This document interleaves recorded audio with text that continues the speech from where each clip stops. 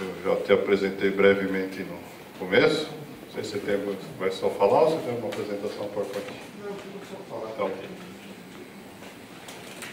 Então, a palavra é sua. Boa noite, obrigado pela presença. Eu estou um pouco resfriado, então se eu começar a tossir, vocês não se assustem, tá? Estou tentando me segurar. Eu vou falar sobre o dicionário Sefaradi de sobrenomes, que eu sou um dos autores. Esse dicionário ele foi lançado em 2002, há 16 anos atrás, aqui em São Paulo.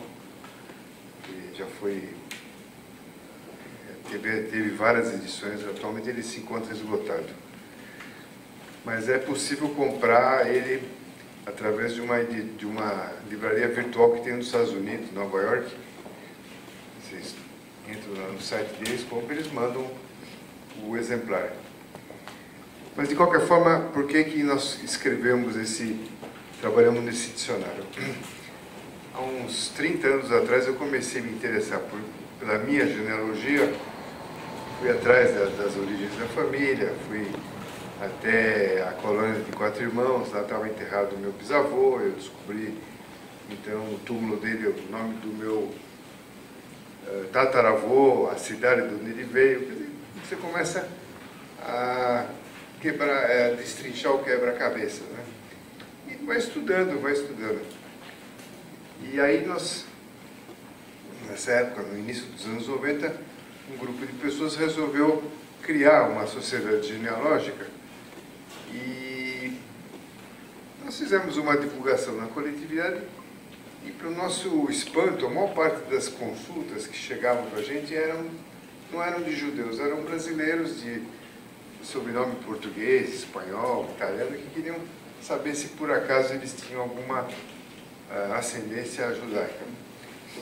E isso obrigou a gente a tentar pesquisar em alguma literatura que existe, né? Já existia na época, e fomos então colecionando uma série de informações sobre as origens das pessoas. Nem todas tinham origem judaica ou cristã nova, muitos era só impressão que o cara tinha, mas alguns tinham realmente algum fundamento, e essa pesquisa foi se aprofundando a ponto que nós chegamos a conclusão que a gente tinha que escrever um dicionário de sobrenomes separados. Na verdade, antes disso, tinham lançado nos Estados Unidos, essa editora que vende o meu dicionário, ela lançou um dicionário de sobrenomes Ashkenazim do Império Russo, tá? Que consiste basicamente da Rússia, Ucrânia, Polônia, países bálticos, e alguns países do leste europeu. E na época foi um espanto, todo mundo ficou maravilhado com esse livro. O autor é um russo chamado Alexander Beider. O cara escreveu esse livro ainda durante o regime comunista. Não sei se você sabe, mas naquela época que ele escreveu era proibido inclusive máquina de xerox. Não tinha internet, não tinha computador, né? Ele fez tudo na unha. E a quantidade de sobrenomes que você tem, acho que Nazim, é muito maior do que o Sefaradi. Então, e o cara fez sozinho isso aí. É um trabalho de Hércules mesmo, né? E eu gostei muito desse dicionário, encontrei lá referências ao meu sobrenome, de amigos meus, e esse dicionário ele ajuda para quem está começando a fazer o trabalho da sua própria genealogia. Ele dá o significado do sobrenome, as regiões onde que essas pessoas com esse sobrenome, de onde eles vieram, e outras informações interessantes. Então, a partir da ideia desse dicionário de sobrenomes russos, né, nós resolvemos tentar fazer um dicionário de sobrenomes sefaradim, já que tem tanta gente curiosa, né? Vamos tentar. Só que a gente não imaginava a dificuldade que ia ser, porque, em primeiro lugar, na Rússia, os judeus começaram a adotar sobrenome só a partir dos anos 1800, 1820, 1830. Antes disso não havia sobrenome. havia patronímico, ou seja, fulano filho de cicrano. Mas esse filho de cicrano não passava para a geração seguinte, ia trocando, né? Como é o nome religioso, né? O sobrenome mesmo, que você, hereditário, que você mantém na família, isso só surge na Rússia a partir de 1830, mais ou menos, depois das guerras napoleônicas. Então.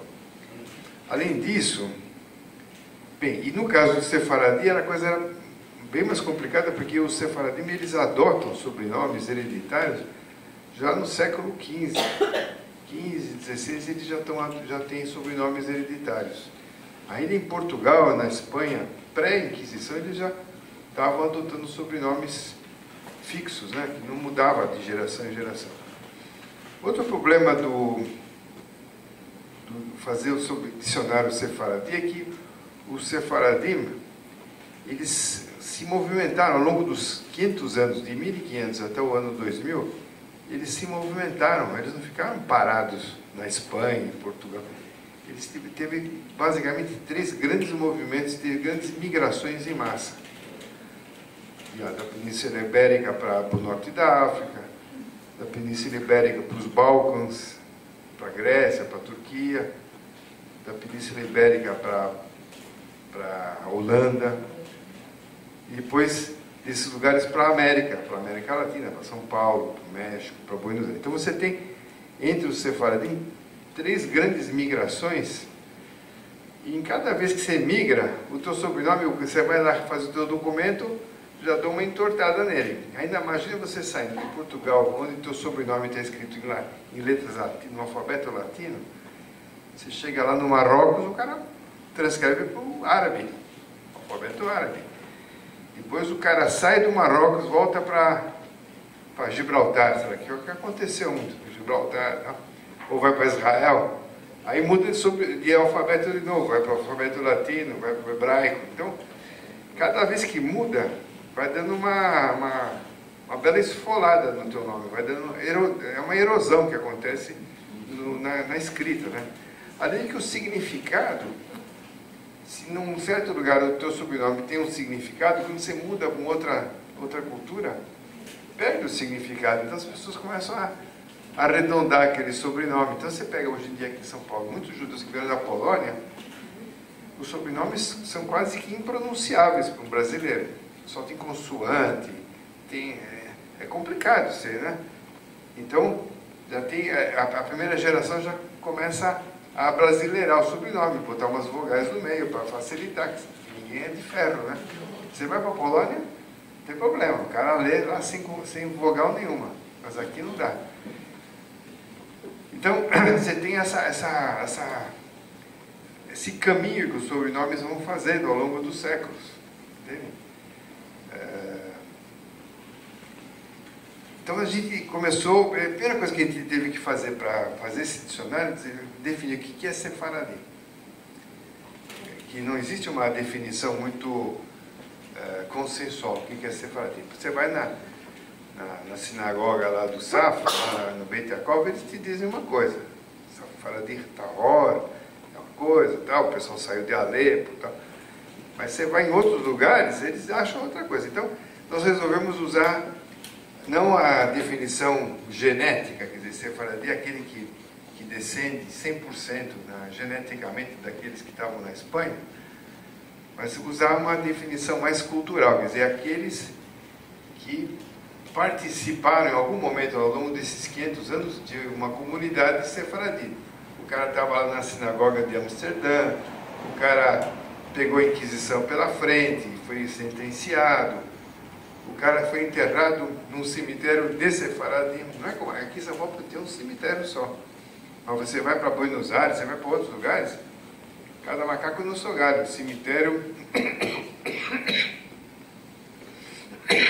desculpe, Sefaradi não entra Ashkenazi e vice-versa. Teve até um caso. A Holanda é um país que fica abaixo do nível do mar, né? Tem aqueles diques e tal.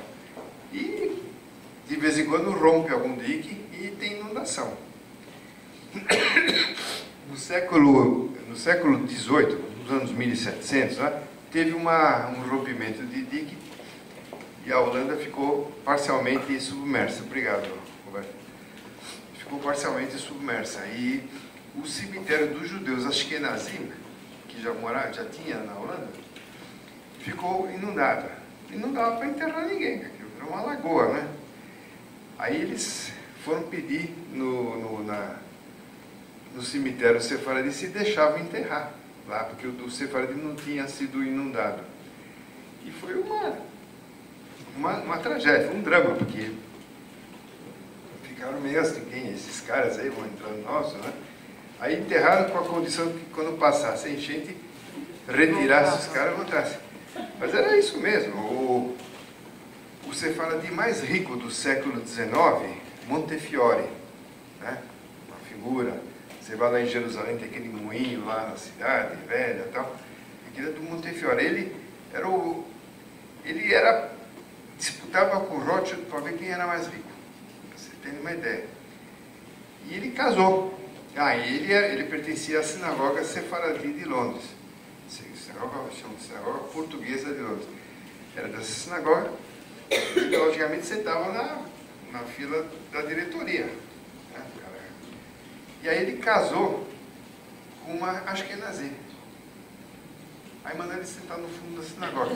Agora, um detalhe, sabe quem que era essa Ashkenazi? Era uma Rothschild. Quer dizer, o pessoal tinha um estranhamento muito grande entre Ashkenazis. Só agora, nos últimos, sei lá, 60 anos, que começaram a se casar entre si e se dar. Mas, de qualquer forma, então, a gente adotou o critério sociocultural. Quer dizer, você pertence a uma sinagoga sefaradi, você foi enterrado no cemitério sefaradi, você aparece na revista Nascente, eles têm as revistas da sinagoga deles, você vê lá, apesar que você vê nomes, acho que nós vimos no meio também, já tem uma bagunça. Mas o fato é que a gente adotou o critério cultural. Tá? Se a família do sujeito aparece em processo de inquisição por judaísmo, então o cara é sefaradi. Eles não iam pegar um Goldenberg lá para botar na inquisição, fazer assim. Então, esse foi o primeiro critério. Nós definimos o que a gente entendia como sefaradi. Tá? É uma definição que nós adotamos, não quer dizer que todo mundo concorda. Segundo critério foi, bem, nós vamos pegar que período? Nós resolvemos pegar desde que existem registros, documentos originais, onde aparecem menções a judeus sefaradim na Espanha e em Portugal. Tá? Isso surge mais ou menos a partir do ano 1200, 1300, você começa a ter, pelo menos chegaram até os dias de hoje, documentos daquela época, né? Que foram preservados e pesquisadores foram lá e decifraram aqueles documentos e tá. Então, por exemplo, na Idade Média, em Portugal e na Espanha, principalmente em Portugal, quando era um negócio feito entre dois judeus, quem escriturava, um judeu vendia uma casa para outro, né? Então precisava fazer a escritura. Quem escriturava era um tabelião judeu. Então aparece o nome de um, o nome do outro e o selo do tabelião e a assinatura dele em hebraico. Então pelo documento você vê quem eram os que pertenciam àquelas comunidades. Lógico, se fosse um judeu vendendo uma casa para um cristão ou vice-versa, aí era um tabelião cristão. Mas quando você tinha um negócio entre judeus, então teve gente que foi atrás desses documentos, pesquisou e escreveu um livro sobre isso, com reproduções, facsímiles dos documentos. É interessante, é um negócio meio de louco, porque para você decifrar o que está escrito é meio complicado. Quem fez muito disso foi uma portuguesa, Maria Tavares Ferro, ela tinha sido até freira, depois ela largou a carreira religiosa e se tornou historiadora. E ela só pesquisou judeus na Idade Média em Portugal. Relação de impostos, caras que pagavam imposto, moradores de uma vila, assim, era tudo muito bem organizado.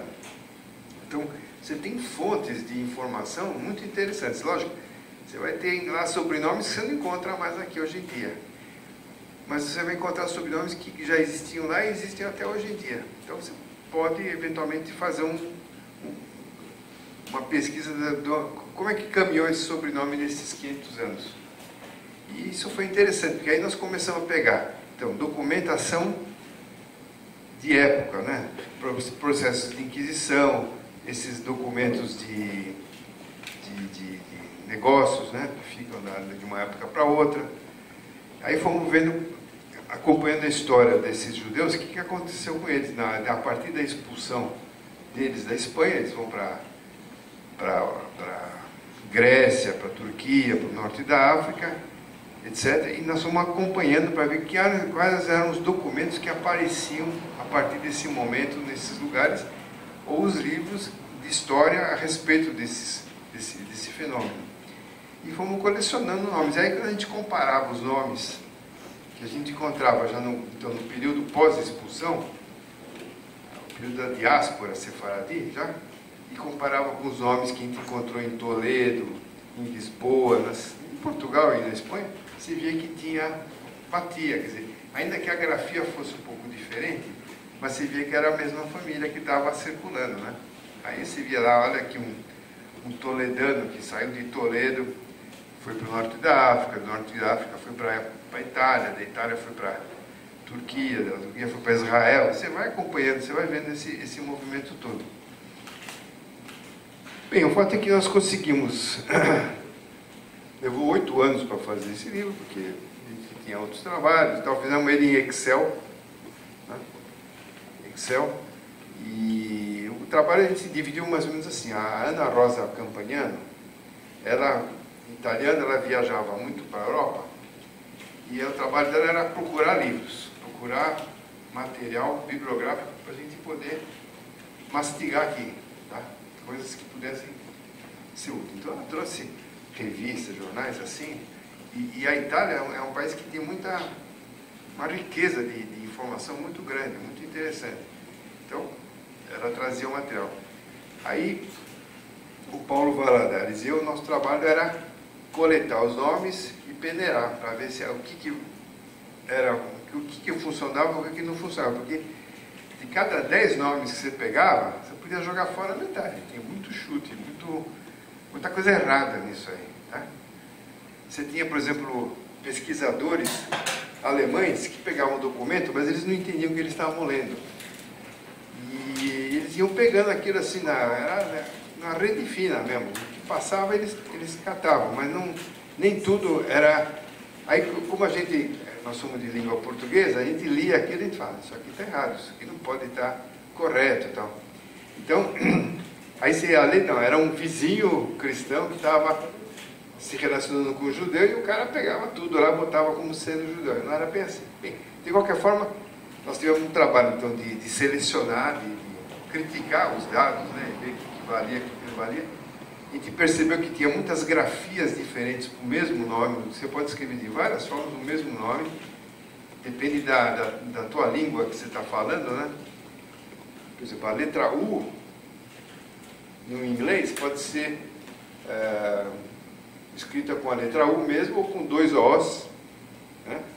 Na língua francesa é OU, dá o som U. E vai indo, quer dizer, então você tem que ir padronizando, tentar encontrar semelhanças dos nomes para também não fazer criar muito, por exemplo, a Abuabi, né? Abuabi, você pode escrever com U ou Abouabi. Então, isso no fundo é o mesmo nome, né?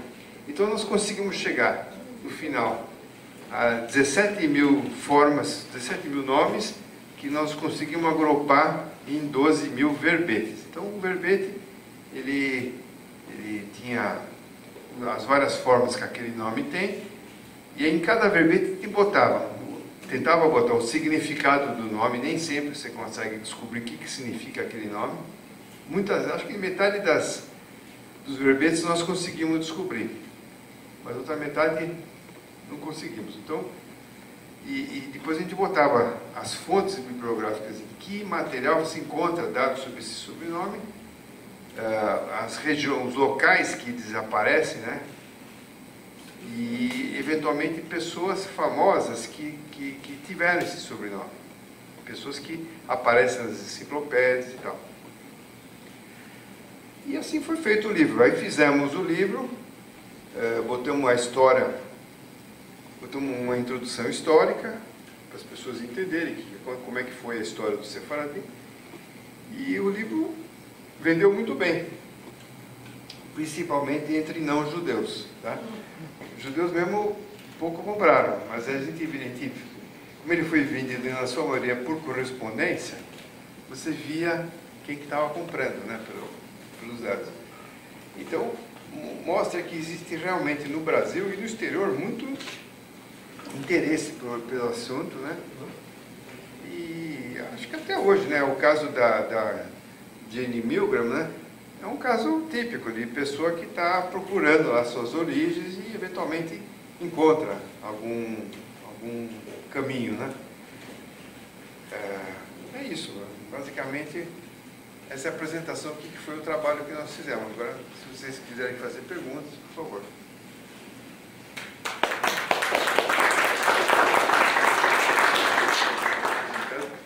Que é basicamente o único exemplar que eu tenho, porque tudo que eu tinha acabei tendo que passar para frente. Podemos deixar circular na sala? Pode. Alguém quer fazer perguntas? Tá. É eletrônico, Guilherme? Vocês colocaram online? Não botamos. Talvez a gente venha a botar. Eu estou pensando porque a Igreja Universal, lá do Edir Macedo, né? Ela se interessou em editar esse livro. Me fez assinar um contrato e tal, assim, porque eles tinham feito aquela novela dos 10 Mandamentos, né? E estava todo mundo, será que...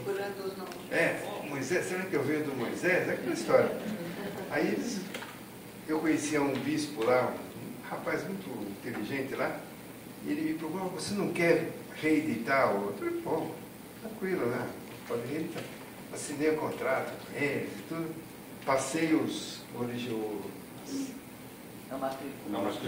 né? E já faz uns 3 anos, nunca saiu nada disso. Então eu não sei. Então a ideia que eu tenho é eventualmente fazer através da Amazon, né? Você manda lá o CD-ROM, quem quiser, eles fazem on demand, né? Imprimir on demand. Pode comprar pela Amazon? Oi? Pode comprar pela Amazon? Atualmente não. Talvez você possa comprar ele.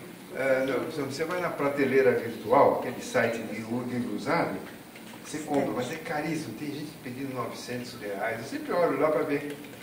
Pô, virou obra-prima, assim, né? E essa editora que vende nos Estados Unidos, ela cobra acho que $50. Acho que vale mais a pena você comprar. Eu dou o nome dele. Boa noite, eu sou Flávio Algrante. O sobrenome está aqui como Algranate, Algranate, Algrenate, Algrante, Algrante, e aí você dá as referências por onde nós passamos. Toledo, Torino, Roma, Ancona, Florença, Esmirna, que é o caso dos meus avós, Galata, Turquia e Rhodes, São Paulo, Buenos Aires, Tucumã e Argentina. Depois Granada, Espanha, que é a nossa origem, sabidamente. Granada significa granada. Uau, até onde eu aprendi, uau é um prefixo árabe, é de Granada. Por exemplo, o judeu que veio da cidade de Fez, no Marrocos tem Fez, né? É o alface. Alfez da alface, né? Aquela moça que namorou com um cantor de música brega, como é o nome dela? Becky Clabin, você lembra da Becky Clabin, que namorou com o Valdir Soriano? Valdir Soriano. Então, ela de solteira é alface, que não tem nada com a verdura, é Alfez, é a cidade de Fez, né? Então, esse al é muito usado. Depois de tanto trabalho, o livro feito e tudo mais, ele ainda caberia uma revisão? Tem mais nomes que escaparam dessa lista? Olha, deve ter escapado, né? É impossível você fazer uma coisa 100% perfeita.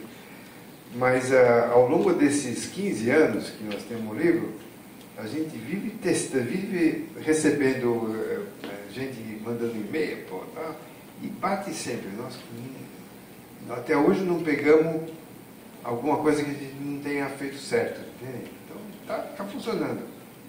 Se pegarmos os nomes mais comuns, Silva e Santos, e Melo e tudo mais, Então, aí, todos eles são cristãos? não são todos. Não. Como que eu consigo montar, pegar um Santos e chegar na linhagem separadista? Então, você tem, no caso de Santos, você tem que ter a sorte, entre aspas, de ter um Santos ou Silva que pegou a Inquisição. Aí, então você tem aquele escritor que era brasileiro, Silva, o judeu, a alcunha dele era o judeu, que foi levado para Portugal e foi queimado lá. Ele escrevia peças. Antônio José da Silva. Esse aí, você olhando assim, Antônio José da Silva, sem saber, não dá para dizer nada. Você tem zilhões de Antônio José da Silva andando por aí. Agora, no caso desse cara, ele escreveu peças, ele mencionava o problema judaico que ele tinha, ele era cristão novo. A Inquisição pegou o cara, avisou: olha, você cala a boca, senão... E ele não calou a boca e acabou pegando a fogueira mesmo, né? Então, nesse caso, você sabe. Agora, em Portugal, existe uma confusão onomástica. Ou seja, você pega uma família, 5 filhos, cada um tem um sobrenome diferente. Hoje em dia não é mais assim, mas até os anos 1700 era assim. Você não, Sobrenome diferente? sobrenomes diferentes. Entende? Você, não sei, era uma confusão. Era uma confusão. Dependia às vezes era o padrinho, você tinha um filho, você chamava o cara para ser padrinho, você acabava dando o sobrenome padrinho. É uma confusão. As mulheres, por exemplo, elas não tinham sobrenome. A menina nascia, não tinha sobrenome. Quando ela casava, ela pegava o sobrenome do marido. Então, você fica sem saber. Isso não acontece, por exemplo, na Inglaterra. Na Inglaterra a coisa era mais organizada, mas em Portugal era meio zoneada. Eu tinha lido que a mulher, ela tinha o sobrenome dela e não trocava quando casava, o sobrenome da família dela. Depende, se a família era importante, ou se a família dela fosse mais rica que a do marido, o sobrenome dela prevalecia. Eu me caso com uma Pfeffer, tá? Então ela é muito mais importante do que eu. Então eu pego o sobrenome dela. Eu estou dando um exemplo moderno, mas não é que vai acontecer mesmo. Você pega o sobrenome de quem é mais importante, tá? A filha do John Kennedy, ela casa com qualquer, o cara bota o Kennedy no nome dele, que vale muito mais, né? Então, isso aí. Agora, você tem que ter documentação para poder chegar e dizer: esse Silva era judeu, aquele Silva não era. E via de regra, é difícil saber. Se calcula, não se sabe bem. A Jane Milgram falou, mas não sei de onde ela tirou isso, porque uma parte da população tinha realmente sangue cristão novo. É verdade, mas ninguém sabe se era 10%, 20%, 30%. Não dá para saber. Não tem. Então, até hoje não chegou nenhum documento, uma estatística que comprove isso aí. O fato é que era uma percentagem apreciável, né? Na Espanha era mais ainda do que em Portugal. Então você vai para a Espanha hoje em dia, acho que é o país mais antissemita da Europa, hoje em dia é a Espanha. Quer dizer, então, sei lá, não sei, não dá para saber. Dentro dos dois estudos, quem veio primeiro, o Ashkenazim ou o Sefaradim? Historicamente, veja, os Sefaradi a origem deles é lá pelo ano 0 de Cristo, entende? Quando você tem quando Roma destrói Jerusalém, expulsa os judeus, isso é anos 70, mais ou menos, né? Os judeus se espalham, os que sobrevivem, há um massacre, mas os que sobrevivem se espalham. Uma parte vai para o Egito, para o norte da África, uma parte vai para Roma mesmo, e uma parte vai para a Península Ibérica. Existem registros arqueológicos de presença judaica na Península Ibérica até de antes de Cristo, de 150 antes de Cristo. Encontraram lá um túmulo com símbolos judaicos no sul da Espanha. Então, existia uma presença judaica, não sei se ela era permanente ou não. Tanto que, é verdade isso, que quando a rainha Isabel da Espanha resolve expulsar os judeus, argumentando que os judeus mataram Cristo, né? Esse era o crime do judeu, ter matado Cristo. Ele disse, não, nós estávamos na Espanha antes do Cristo ter nascido ainda. Esse foi um dos argumentos que os judeus usaram para tentar não ser expulsos. Entendeu?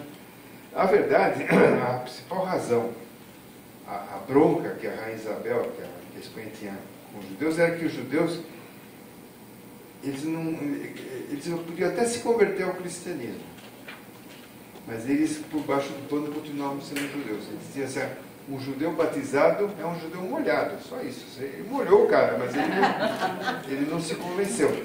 Tanto que em 1390 teve um pogrom na Espanha, houve uma conversão em massa, passaram 50 anos, todo mundo voltou para o judaísmo.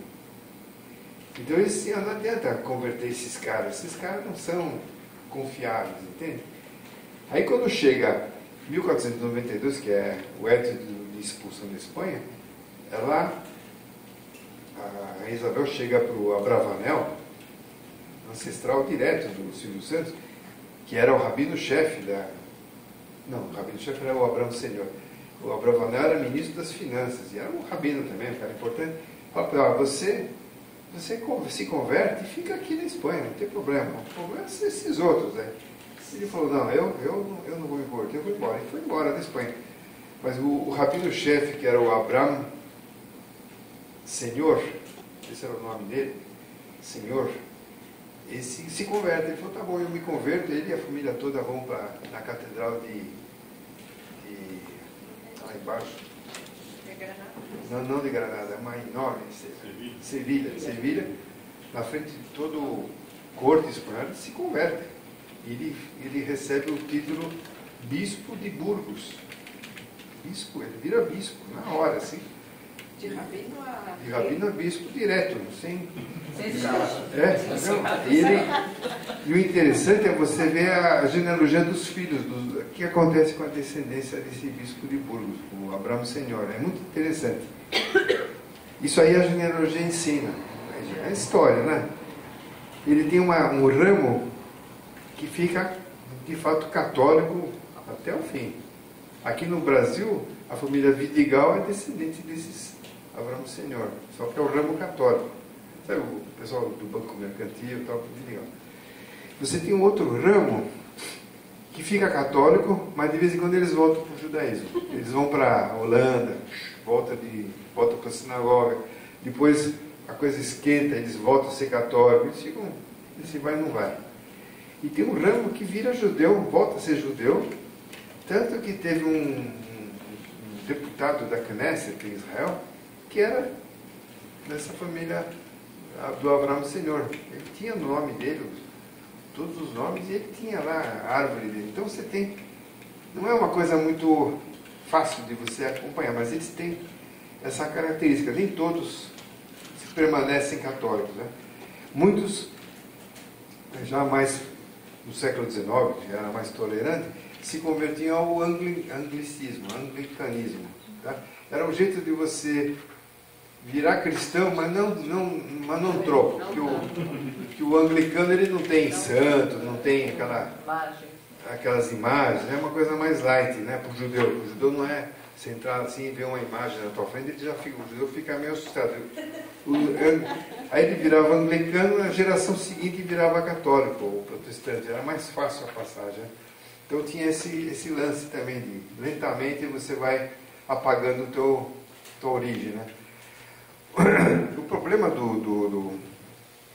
aqui no dicionário a gente fala da conversão ao cristianismo que havia na Idade Média, é que o sujeito se convertia ao cristianismo direitinho, ia lá no bispo, se batizava, fazia curso, ia todo domingo, ele ia na missa, fazia tudo direitinho, mas ele continuava sendo classificado como um cristão novo. Ele nunca virava um cristão 100%. Ele era sempre cristão. Então, o que acontece com o cristão novo? Ele não podia exercer cargos públicos, ele não podia fazer carreira militar. Ele tinha uma série de limitações. Ele não era mais judeu, mas também não era 100%. Então ele ficava naquele limbo, né?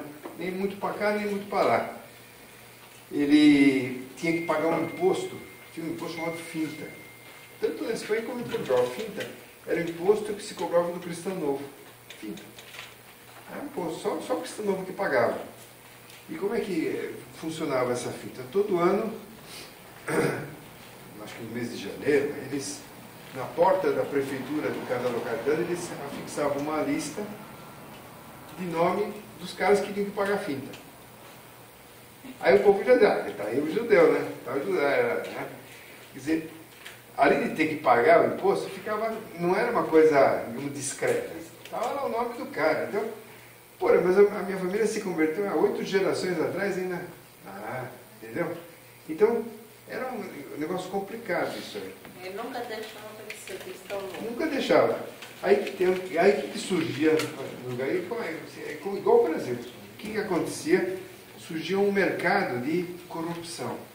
E você conseguir pagar para alguém para tirar o teu nome daquela lista. Entendeu? E também surgiu um outro mercado. Você pagar para botar algum cara na lista. Por que não fosse judeu? Verdade, isso aí não é brincadeira. Era um business. É igual a Operação Lava Jato, assim, sabe? Você tinha... Então, por exemplo... Miguel de Cervantes também não teve que limpar o sangue. Aí que tá, eu não sei, no caso do Cervantes eu não sei, né? Realmente não sei, mas você tinha pessoas que... O cara queria, por exemplo, estudar em Coimbra. Traz aqui a tua folha pureza de sangue. Aí você ia lá, tua bisavó... atrapalhava a vida das pessoas. Então, começou a surgir, eu te pago, você cala a boca e me dá o atestado.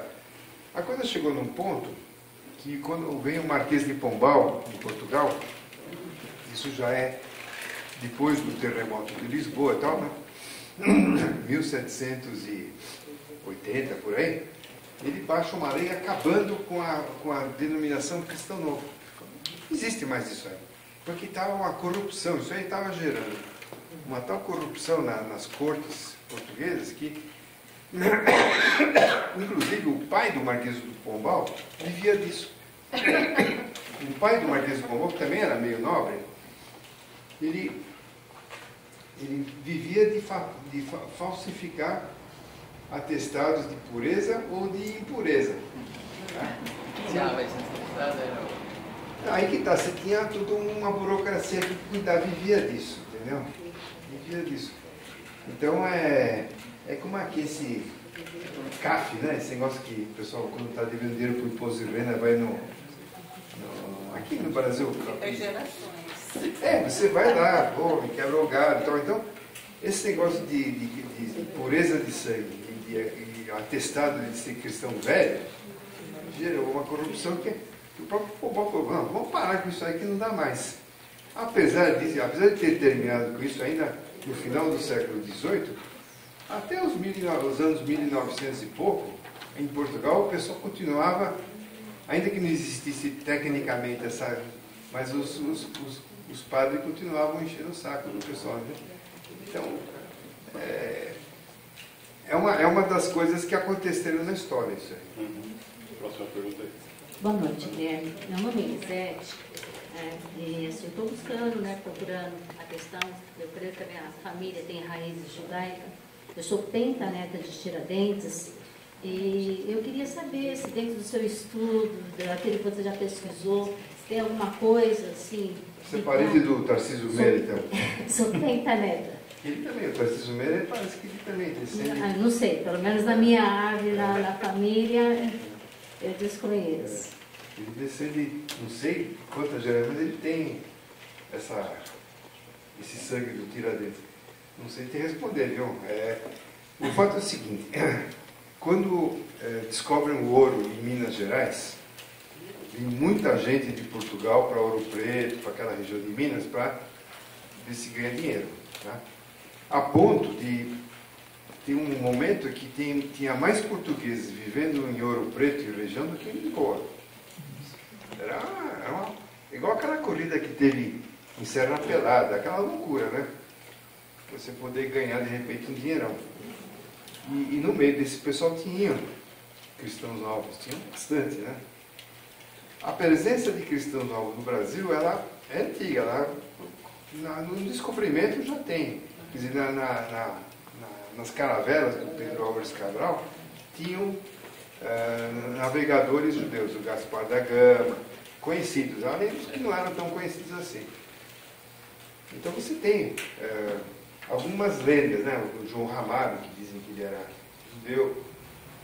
É difícil, você não tem documentação para assegurar que o cara é igual do Cristóvão Colombo. Tem gente que afirma que ele era judeu, mas você não tem como provar, né? O fato é que o Cristóvão Colombo só conseguiu fazer a navegação dele para descobrir a América porque cristãos novos espanhóis deram dinheiro para ele. Porque a rainha Isabel não quis saber de ajudar. E o nome desses espanhóis que deram dinheiro são conhecidos. Tem o Sant'Angelo, tem vários, todos com nomes super cristãos, mas eles eram cristãos novos. Eles estavam, de fato, preocupados em achar um lugar que eles pudessem ir. Era um interesse colateral. Por exemplo, no México, quando a Espanha, a grande colônia da Espanha era o México, né? Era a grande fonte de recursos, de ouro, prata, tudo. O vice-rei teve um momento que o vice-rei da Espanha no México era um cristão novo, que judaizava secretamente. E pegaram o cara foi queimado. Mas, quer dizer, os caras chegaram até as camadas mais altas do poder da Espanha, né? Esse rabino que se converteu, o bispo de Burgos, o Abraham Senhor, ele que armou o casamento da Isabel com Fernando de Aragão. Naquela época, você não casava assim porque você achou. Eram acordos diplomáticos. Então, esse Abraham Senhor, ele que costurou, digamos assim, o casamento da rainha. Quer dizer, ele era um cara super importante na corte. Tem até um seriado que passou na TV Globo Mais, né, sobre a Isabel de... E fala bastante. Fala bastante do judeu. Aparece bastante a figura do judeu, Isabel de Castela, né? E é bem verdade, essa presença era bastante notável, né? Financiava dinheiro, todas as guerras dela. Financiava as guerras e outras coisas também, né? Eles tinham bastante força lá. Duas coisas. E parece que a extinção, a revogação da lei de pureza de sangue ocorreu muito depois do fim da Inquisição. Na Espanha, inclusive, bem mais tarde do que em Portugal, né? Eu acho que é mais ou menos simultâneo. Veja, na Espanha você teve a influência de Napoleão Bonaparte, que ele entra lá e muda bastante a situação. O fato é que na Espanha eu não sei te dizer quando é que se dá a revogação. Realmente é uma coisa que eu não sei. Em Portugal eu sei que foi o Pombal, tá? A tal da pureza de sangue, o termo técnico cristão novo, eu sei que ele que acaba com isso. Na Espanha eu não sei te dizer. O fato é que a conversão feita na Espanha ela foi muito violenta. E os judeus espanhóis, de fato, ou eles se converteram mesmo ou foram embora. A grande parte deles foram para Portugal, são os tais castelhanos, né? Foram para Portugal. Outra parte foi embora pelo Mediterrâneo. E não ficou esse fenômeno cripto-judaico na Espanha. Já em Portugal ficou. Porque o rei Manuel, a realeza portuguesa, ela não queria que os judeus fossem embora de Portugal. Então ele deu uns 40 anos para os caras resolver se queria ser, se não queria ser. Quer dizer, não é que não queria ser, mas ele disse, vocês têm 40 anos para se cristianizarem. Né? Depois disso é que ele joga a Inquisição em cima. Já na Espanha não deu, não teve carência, né? Foi direto. Agora, em Portugal existe um fenômeno cripto-judaico, né? Aquele judaísmo enrustido que ficou lá na região da Beira Alta e tal, que até hoje existe, mais ou menos. Eu tive naquela região. Hoje em dia ninguém mais tem medo de... Mas eles também não são judeus, exatamente. Eles ficaram naquele... Nem cheiro de fede, né? Ficaram... Eu acho que foi no final da série da Isabel, não sei, que falaram que quando... Vamos só falar o microfone, senão não fica gravado, a gente fica confundindo.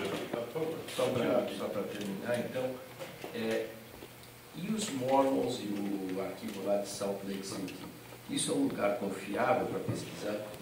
Veja, no caso dos Mormons, o Mormon ele acredita que ele consegue converter para a religião Mormon os mortos. Então, o sujeito morreu há 300 anos atrás. Eles chegam lá e falam, você está convertido, você virou Mormon. É a religião deles, deixa que eles acreditem. Então, por causa dessa crença deles, eles se dedicam a levantar nomes de mortos no mundo todo. O máximo que eles possam, né?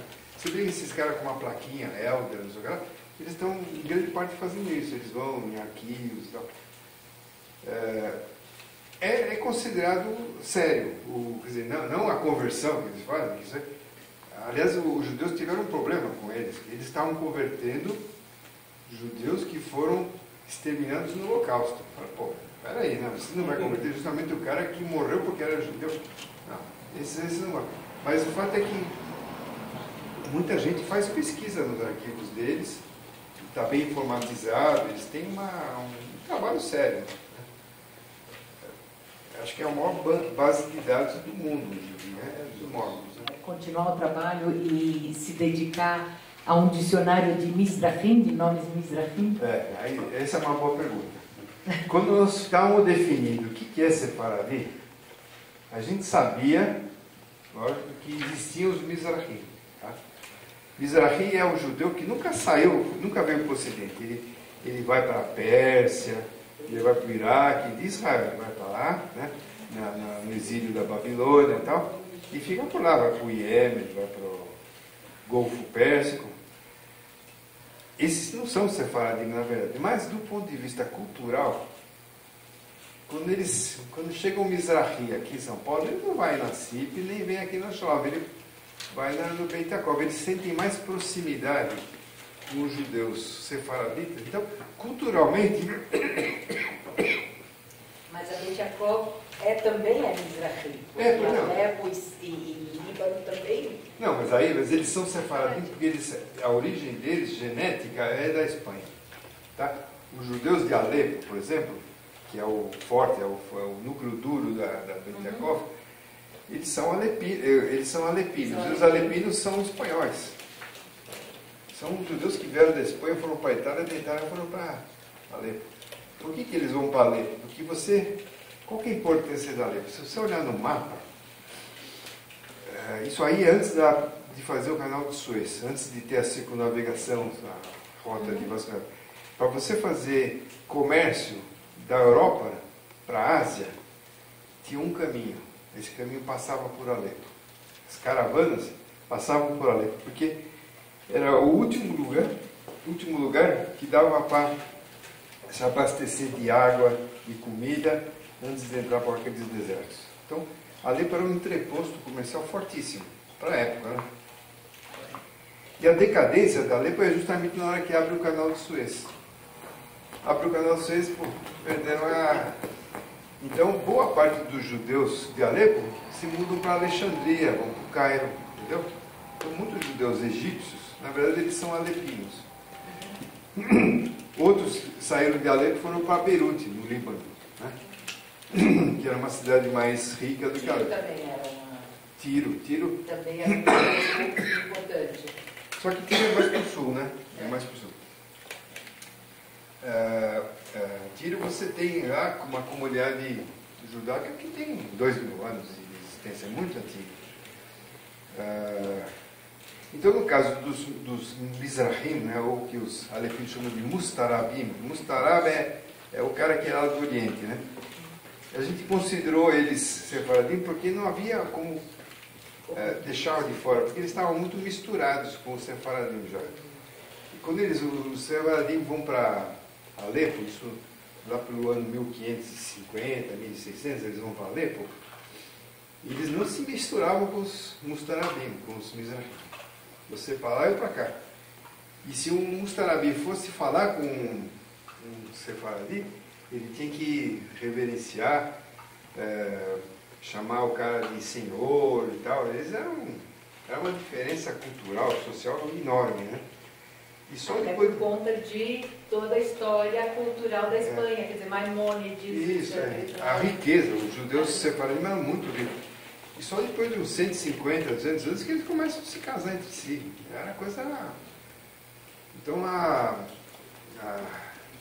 então tem os Mustarabim. Você também tem outros pequenos grupos judaicos que não são, na verdade, sefaradim, mas que se acaba considerando. Então você pega, por exemplo, os judeus italianos. Tem judeu italiano que nunca foi para a Espanha, genealogicamente. Vieram de Israel para a Itália, ainda na época do Império Romano. Tem um sobrenome, por exemplo, de judeu italiano que é romano. Por que é romano? Porque ele é de Roma? Não é porque ele é da cidade de Roma. Que ele queria dizer, olha, eu não sou sefaradi, eu sou romano, eu sou do Império. Então era uma forma de você botar uma distância. Então você tem famílias italianas antiquíssimas. Tem até em São Paulo gente que são dessas famílias de mais de 2000 anos lá na Itália. Então, do ponto de vista estricto senso, eles não são sefaradim, mas eles se aculturaram como sefaradim. Depois você tem também, na Itália, Ashkenazim que viraram sefaradim, mas isso há uns 2, 3 séculos. Família Ottolenghi, por exemplo, Ottolenghi, eles eram sefaradim da Alemanha, mas eles vão para a Itália e acabam ficando lá e viram sefaradim, assim, culturalmente sefaradim. Mas a Itália tem um nusach diferente, tem uma liturgia diferente, que não é nem sefaradim, nem é verdade. Mas a dominante lá era a sefaradim, né? Os rabinos importantes da Itália, Foar, etc., eles eram de origem sefaradim. Guilherme, tudo bem? Recentemente, quando você olha o dicionário, os sobrenomes, eles ficam numa mesma hierarquia socioeconômica, né? Está lá Maimônides do lado de não sei quem. E eu estava vendo um documentário meio obscuro, de 7 capítulos, veio mais de televisão do que de cinema, e passou um capítulo quase que inteiro sobre uma mulher, eu não vou lembrar o nome, de uma mulher sefaradi, muito importante. Não sei que família ela era, mas ela levava... Graça. Isso, a Graça. A minha linhagem, estudo e a linhagem Ashkenazi vem mais dos Hassidim, a gente acaba nomes importantes menos comerciais, ainda que obviamente tem o Rothschild e um monte de outras pessoas. Mas no Sefaradim tem o Maimônides, que tem religião, mas medicina, uma intelectualidade, a Grácia. Você esbarrou muito nesse tipo de gente e consegue diferenciar eles do Ashkenazi em termos de intelectualidade por causa da riqueza e da mistura? Você tem sefaradim intelectuais importantíssimos. Talvez não sejam tão badalados como o Einstein, o Freud e tal, mas você tem caras importantes. O Elias Canetti fez um nome de literatura, era sefaradim. Spinoza. O Elias Canetti falava ladino. Outras línguas ele também falava, mas era assim, tem gente de primeira categoria. Você tem aquele escritor italiano, que foi para Auschwitz e sobreviveu, Primo Levi, né? Aqui em São Paulo você tem grandes arquitetos judeus italianos, Rino Levi, tem caras importantes. Agora de cabeça eu não consigo me lembrar, mas são muito fortes os italianos. A Olivetti, para você ter, o Olivetti original era judeu.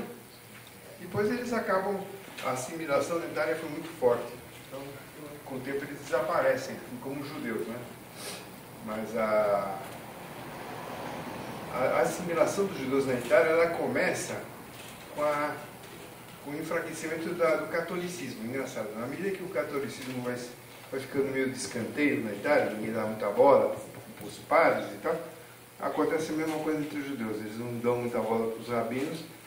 Só quem vai lembrar eles que são judeus é o Hitler, que não vai falar, entendeu?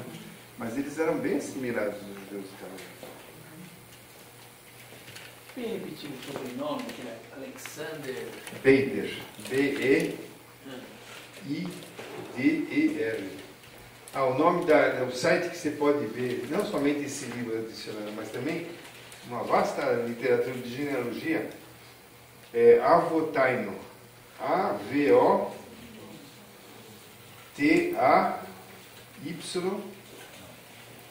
Avotaino. Avotaino é em hebraico. Nossos pais. Nossos pais, né? .com. Você vai ver um site bastante coisa lá. E você tem lá, você faz o pedido. Tá? Depois de um tempo chega o... Você não tem um CD-ROM do livro?